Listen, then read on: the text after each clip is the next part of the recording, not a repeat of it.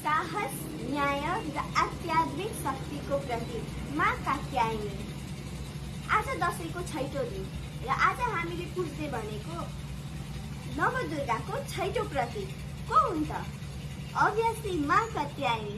के तपाईलाई थाहा छ उहाँले महिषासुरको वध गरेर यो सृष्टिमा धर्मको स्थापित गर्नुभएको हो।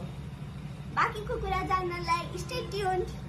हेलो गाइस, आज हाम्रा साथीहरू नि छन्। Hello. These two.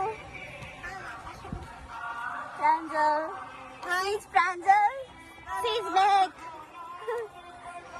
They are my childhood friends है। अनि आज हामी कति पछि, धेरै पछि 1 वर्षपछि भेट्यौँ होला।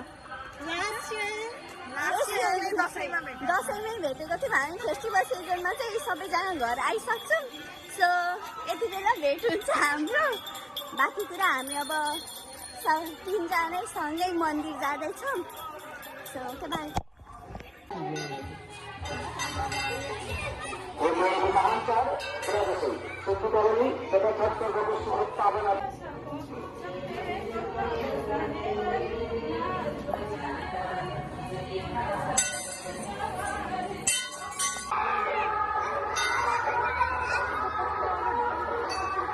Hello everyone, I am back.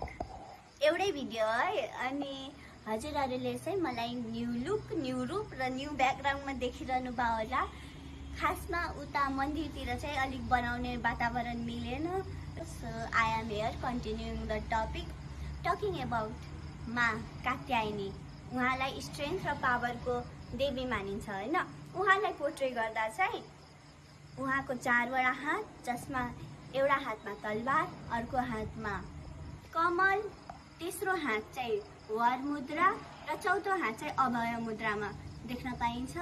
अनि अर्को कुरा चाहिँ के हो भनेपछि उहाँ चाहिँ राइड गर्ने भनेको लायनमा हो। मैले अघि पनि भनिसकेँ, देवी मालाई चाहिँ उहाँलाई चाहिँ स्ट्रेन्थ र पावरको प्रतीक मानिन्छ होइन। स्ट्रेन्थ, पावर, न्यायको। सो हामीले उहाँबाट के सिक्न सक्छौँ त? हामीले चाहिँ इनर करेज, इनर स्ट्रेन्थ आफ्नो बनाउनु पर्छ। हामीले आफ्नो लक्ष्यप्रति डेडिकेसन, डिटर्मिनेसन र डिभोसन देखाउनु पर्छ। र एज अ स्टुडेन्ट हामीले यो कुरा त बिर्सिनै हुँदैन। So stay positive guys. That's all for today. Like, share and subscribe. Bye by.